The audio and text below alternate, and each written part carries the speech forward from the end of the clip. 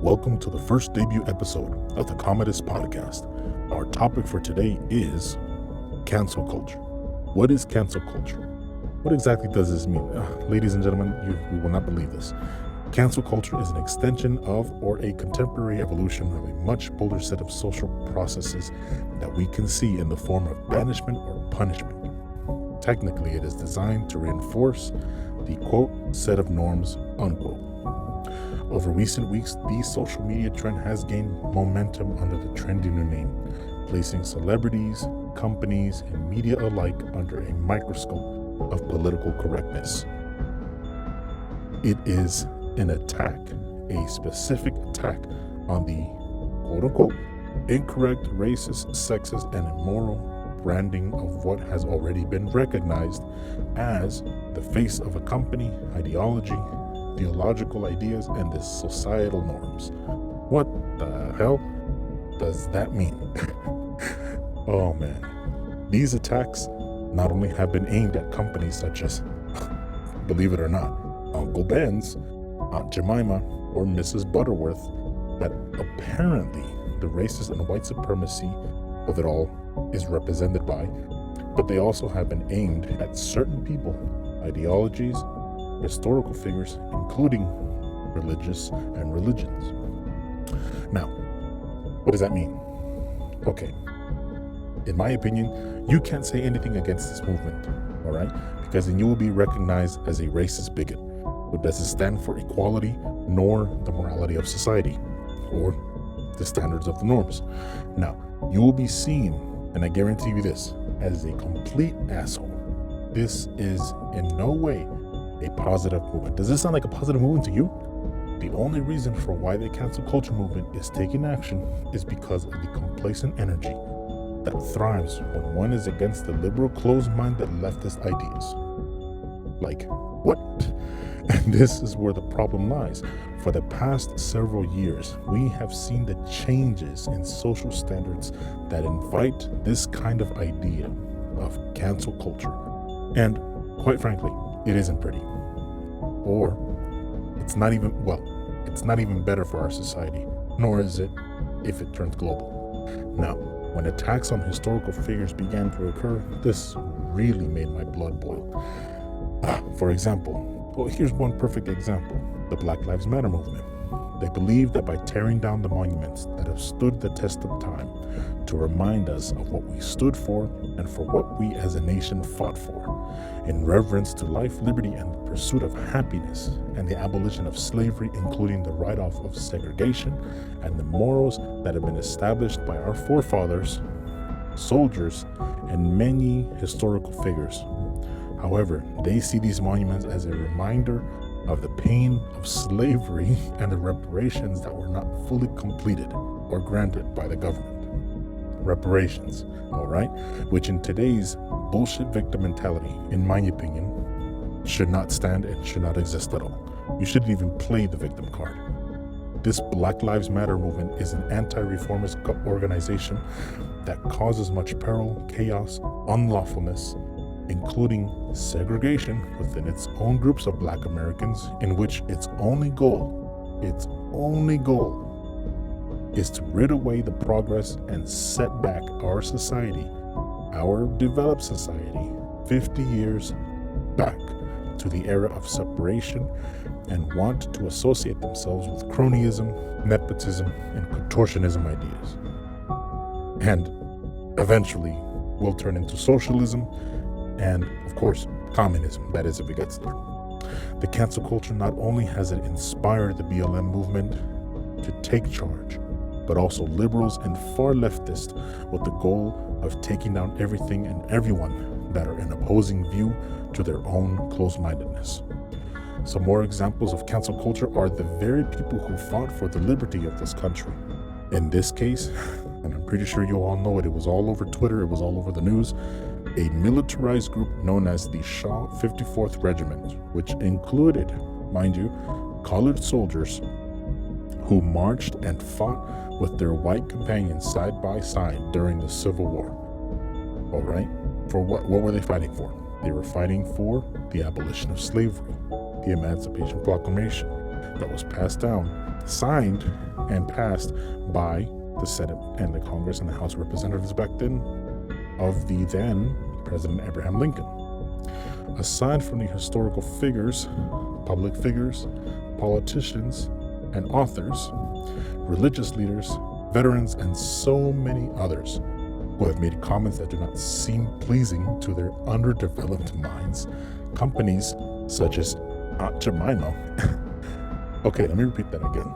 Aunt fucking Jemima, which was used as a marketing tool for a syrup, a maple syrup, a syrup in which now is known for its racist depiction of black folks back then, and the representation of slavery and how the white folk used the house slaves. All of a sudden, it is now offensive and racist and not acceptable to the cancel culture and the BLM movement. Oh wait, hold on. But the syrup that was delicious, right? On top of your buttermilk pancakes that you so enjoyed over the course of your life. Get the fuck out of here. This makes no sense, all right? Now, Harvey Weinstein, on the other hand, is a perfect example of a positive, need I remind you, a positive result of cancel culture, which on 24th of February 2020 of this year, the jury found Weinstein guilty of rape in the third degree and a criminal sexual act in the first degree, and was sentenced to 23 years in prison on March 11th, 2020. This year, like that's amazing. This is beautiful. In this situation, it is best known for the movement to attack this type of immoral pandemic, instead of attacking without thinking rationally, even when it comes to your own kind, or even by attacking items that are completely of no value. Syrup. Certainly, there have been rumors also about having Christianity canceled. Really? And Christ canceled. Jesus Christ is canceled now, simply because they represent a form of white supremacy? Dude, really?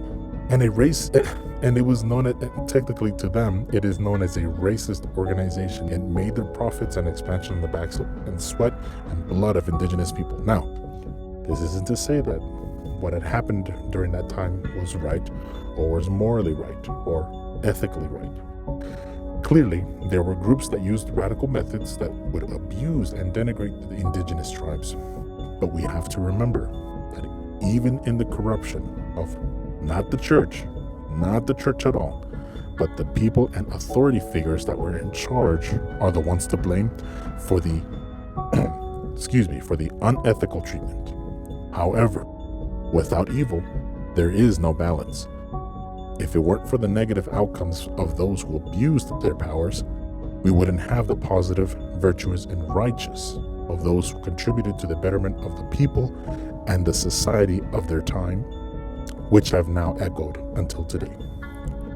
Although, need I tell you, there are scientific studies that claim that Jesus was quote-unquote colored, what good does it do that we change what we've simply learned because you think it promotes white supremacy? What the fuck does that even mean?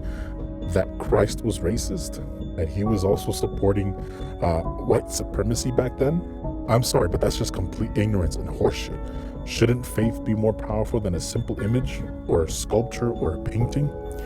The next one, Junipero Serra, is another persona who is being attacked for his quote-unquote methods of conversion of the indigenous people. A missionary whose primary goal was to spread word and the morals of a Christian Catholic Church to those who were considered to be underdeveloped and savage. Now, which as many tribes back then, even they can confirm it, was a true fact. Look, offensive or not, this is a fact, and that was pointed out on all Native people from the North Americas to the South of the Americas. The main reason why Junipero Serra is looked at as a racist is because of the maltreatment and abuse of the indigenous people. Yes, 100%, it is true. There was abuse and cruelty brought among the people. However, it was Junipero Serra who stated that the ones causing this problem were those who were in power, on the chair of power and serving under the law, or claiming to be serving under the law. And they did the work of God or claimed to do it in the name of God, which were, of course, as we all know it now, the station soldiers, officers, and leaders during the foundation of the missions in California. But simply because he was part of the story, alongside of the abusers, his image is now defaced, and the SJWs, or as you guys would like to call them, the social justice warriors, are now calling for a removal of the statue from all 21 sites of the missions and history in total. Now, you cannot cancel history. You cannot forget the past, nor can you change it. What you can change is today and change tomorrow. It's as stupid as if the flat earthers were to join the cancel culture movement and ask that we recant all that we've learned about the factual scientific studies that have proved the globe rendition of the earth and the discovery of what lies beyond the rim. So what if the earth is a globe? Does that change the way we think simply because you say the earth is flat? So who the fuck cares? What effect will that have on me? The earth is flat? Okay, good. Christ is black? Okay, I don't care. Aunt Jemima is racist? Who cares? Their syrup is delicious though. Some public figure said something that does not align to your way of thinking. Guess what? Move on. Move the fuck on and stick to your own shit mentality. This has absolutely nothing to do with belittling your thoughts and ideas. Your mind is your own. Think whatever you want, but to simply get offended by what another fellow human being says, that is nothing but childish. It's very immature and ignorant. If a monument reminds you of a slavery period of time, and the pain that they caused you or your ancestors, well, I got news for you. And to everyone who claims that. You, now in the present, were never there. You never took part in the slavery era that you claim to be. You are a citizen of an evolved government that has been reformed time and time again to the moral standards of the now modern times. The victim card will never complete you. This only creates a smug persona that is content with the destruction and degradation of one's reputation and societal standards to your liking, simply because you're satisfied that way. You want to make a change for the better of your brothers and sisters? Then do so by acting against government and not by destroying nor looting. This has nothing to do with it. But by taking action with the elite officials that are not heard of nor are mentioned anywhere in your textbooks, not by erasing history and forgetting everything that took place, but to form a better tomorrow, a better society, a better world. Do your part in standing up to those who have caused the damage to the present society as a whole, on a global scale if you can. Don't waste your time and energy on shit that doesn't matter, like which syrup is more racist. Don't cause confusion, cause chaos, because in chaos, there is fertility. Be sure to give a like, subscribe, and share. This is Commodus. Until next time.